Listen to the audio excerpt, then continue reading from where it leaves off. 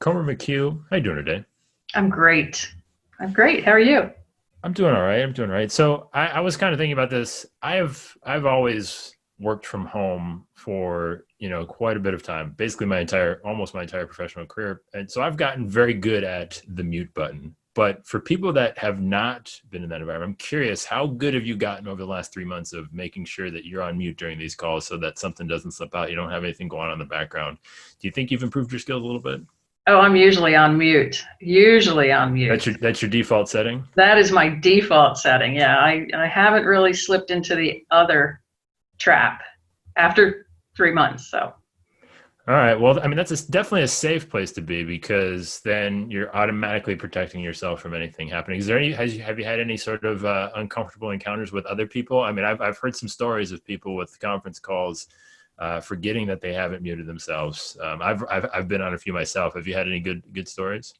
no, I think my observations are more that people forget they're on the camera.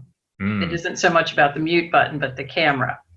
Yeah, the video is a whole new element these days because you just pop into a call now and all of a sudden it's on and you don't even it's weird because like do they realize their video's on? Because then it's like you feel Yeah, weird looking at them like I wish I could do something. Can I have somebody go and knock on their door? It's a yeah. bad situation. Yes, yes. And Um, and and versus an in-person visit, you have immediate biofeedback and yeah.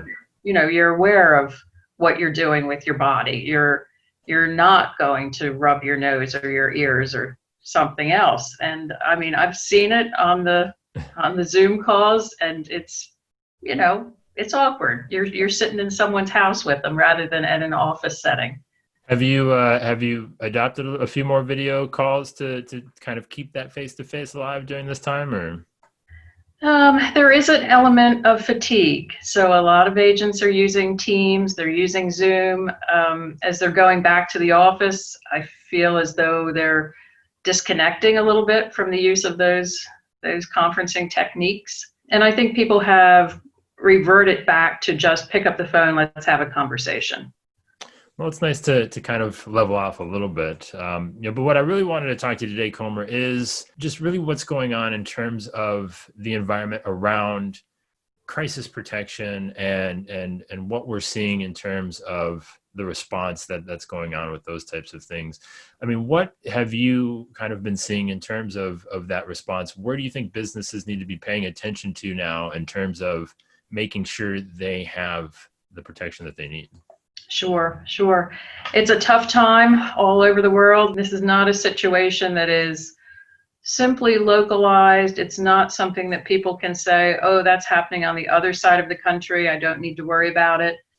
We've often seen with flood insurance where people will say, oh, well, that's a hurricane that affects them on the East Coast. It doesn't really affect me in the central states.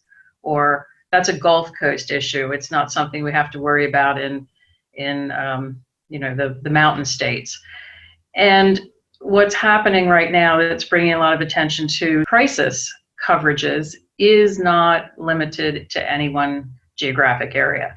There are definitely hot spots, but the COVID virus, as an example, is worldwide, and the after effects of the stress from COVID is definitely ready to flare anywhere in the world.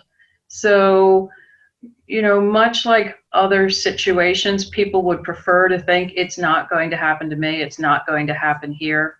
But the environment of crisis is around us wherever we are. And I think that's evident in the press, evident in social media. And, it's time we as insurance professionals look at it face on and say, how can we help during these times?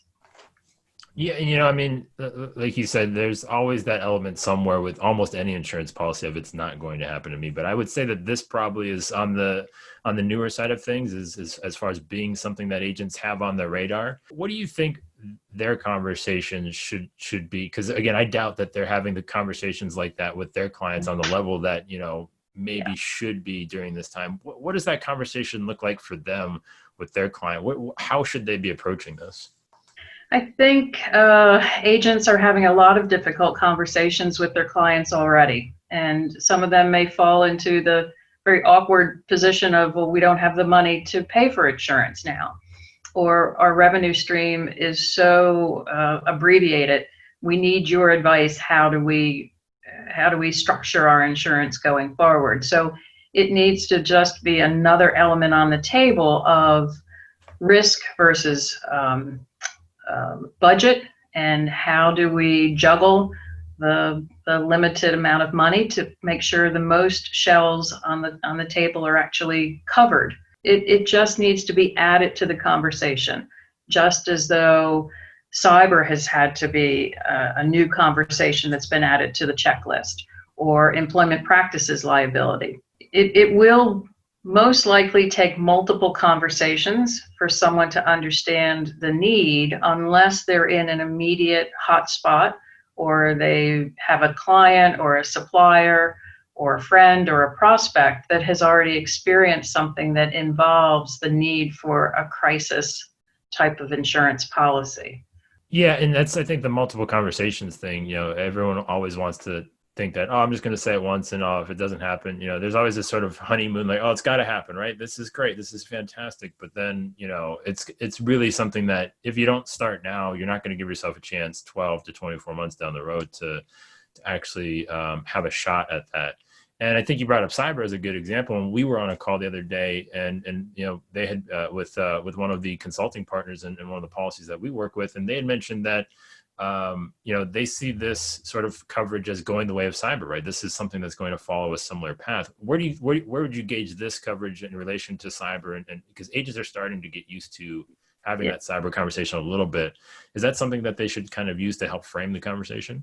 Absolutely. Tremendous parallel. When we've spoken to the folks that are the response providers behind our Crisis Protect product, they've given us some statistics about what they're seeing, as they are the largest crisis response company in the world, and their name is R3, and they indicate that a typical year they would average probably 75 events during any normal week. And if it were a natural disaster, that would tend to drive it up to around 125. But now, in the conditions surrounding the COVID stress, the injustice stress in environments, they're seeing this jump up to 400. So just the magnitude of events is also very similar to what we've seen in the cyberspace, where initially there might have been, a large event at a particular large retailer, and people just thought it was a large event, didn't happen to them. But the frequency and the grasp of cyber events became much more all-encompassing, and that's already happening around these crisis events. And it's obvious, but it's not clear to people that it's something that they can insure against until the dialogue is presented, and until the examples, really our jobs as insurance agents puts it in front of them in black and white. Yeah, and are there any particular industries that might be better candidates at first? Because like you said, it started with the big companies in the cyber. Obviously the bigger places had the higher likelihood potentially. Are there any industries that should maybe be paying more attention to this than others? Geographically, I think that's the first layer of focus. I mean, we all know that there are listening devices in urban centers all around the world. And we already know that the volume of gunshots has doubled in the last 3 months. So, what might be 3 or 4 gunshots per square mile, is now doubling to 7 to 8 gunshots per square mile. So urban areas are statistically very active right now. So anyone in an urban area is already keenly aware, and the statistics would bear out. This is where the risk of a flare-up is significant. Beyond that, you have to kind of look at some of the other feeding factors. Obviously COVID, so wherever COVID is flaring, that's laying the groundwork for the stress that could couple with the concerns around injustice. And, you've got two other large factors looming out there, and that is the economic uncertainty facing the world and the country. Are we headed into deep recession or depression? Are furloughs going to become permanent layoffs? Are extended unemployment benefits going to be discontinued in July? And will there be more food lines wrapping around the corners? All of these are factors that can set up a scenario for a crisis that can impact, an insured. The ultimate one still facing us this year, of course, is the political stress of the election in a few months. These are all risk factors that people have to see on their windshield as they look out every day to put together, how serious is this for me based on where I'm sitting. Yeah. And I want to go back. You talked about the just that conversation of coverage. What's in, what is covered? What should they be worried about? What needs protected? And the default in a lot of ways is, a lot of businesses will try to look to, I have coverage in this area of this policy, right? As opposed to something that's specifically designed to handle that. What do you think is some of the more important events that, would come in a more robust crisis management situation that, might not be taken care of as extensively with a standard policy?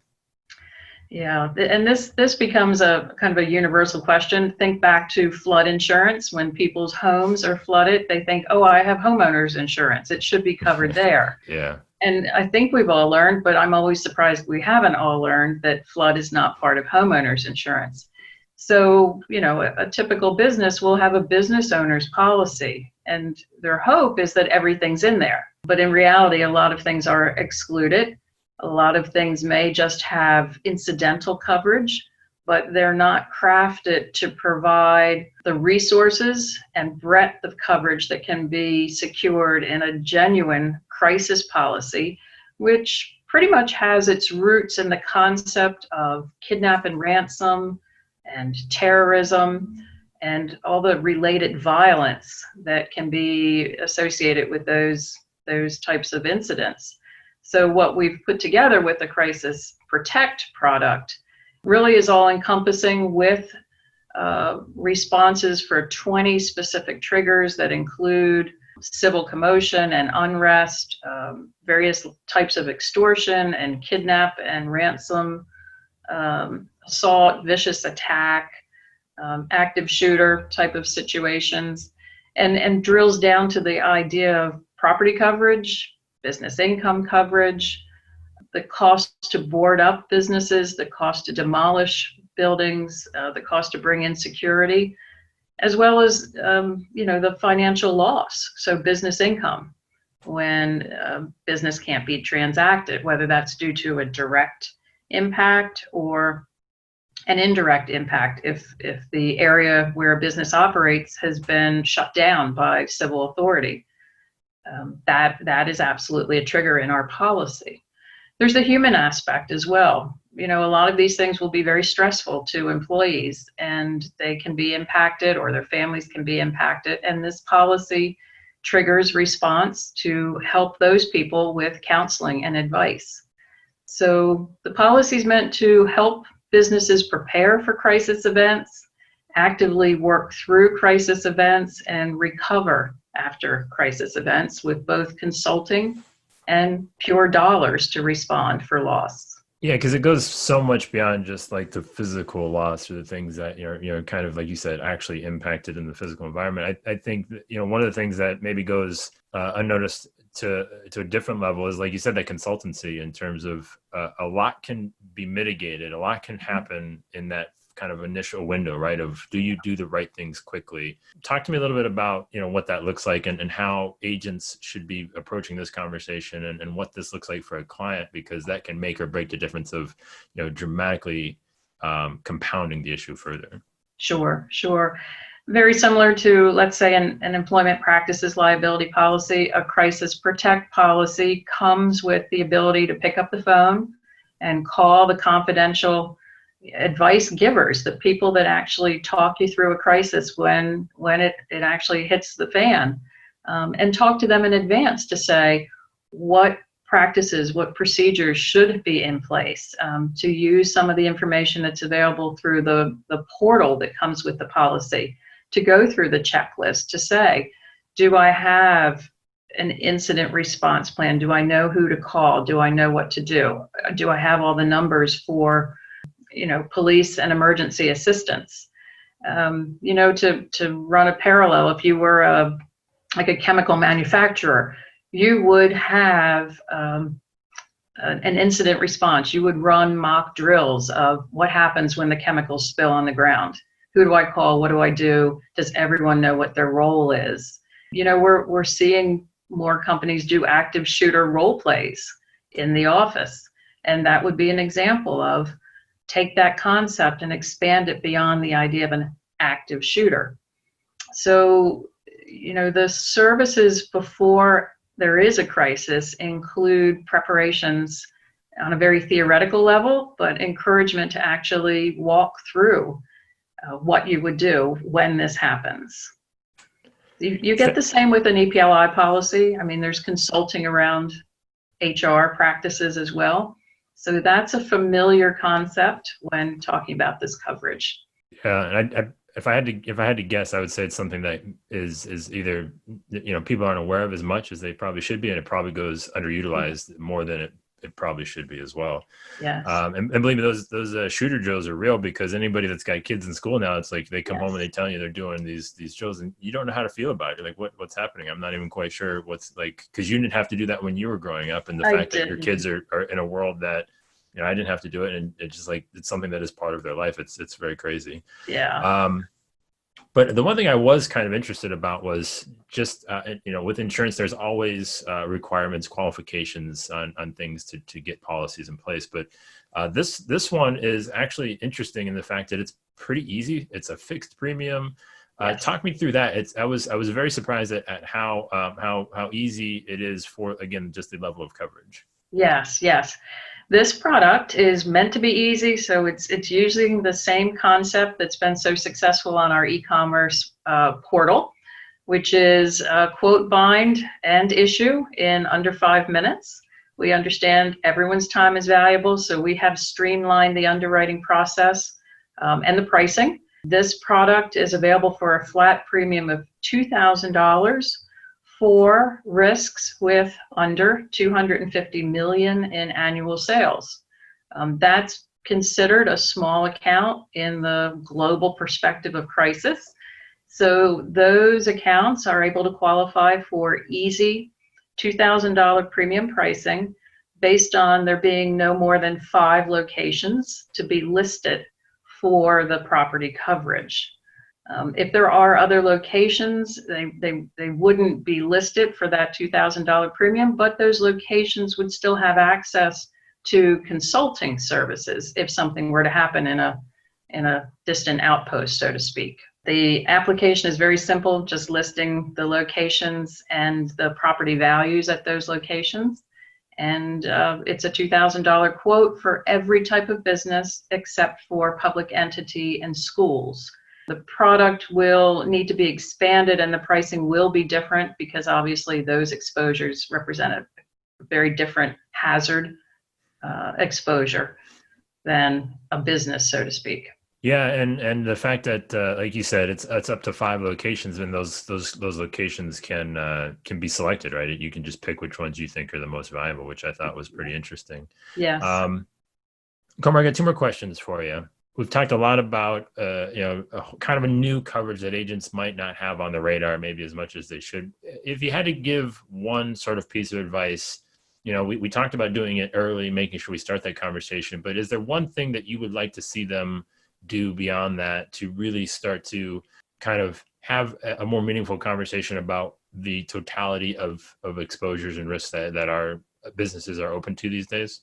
Strategically, when you're sitting in front of a client, you have to try to put yourself in their shoes.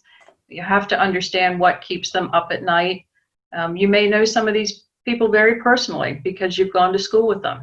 You go to church with them. You sail with them. You go out socializing with them. You may already know what some of their personal concerns are as entrepreneurs or as managers or as administrators or leaders. And, it's a constant juggle of understanding their tolerance for risk, yet suggesting every way they can transfer risk. And that's always a delicate dance. Obviously, if they've been able to save money in one corner, then you start shining the light on areas that they could consider for additional coverage.